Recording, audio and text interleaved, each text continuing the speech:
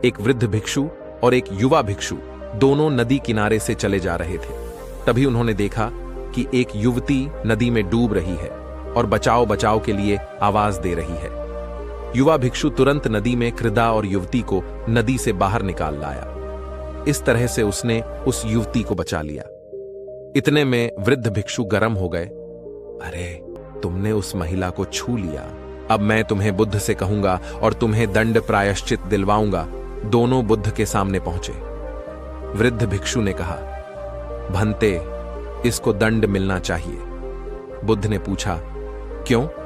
वृद्ध भिक्षु ने कहा, इस बात का कि इसने युवती को उठाकर नदी से बाहर रखा, इसने उसे छू लिया, इसका ब्रह्मचर्य नहीं रहा, इसलिए इसे प्रायश्चित्त मिलना चाहिए। बुद्ध ने कहा, प्रायश्चित्त पहले तुम ले लो।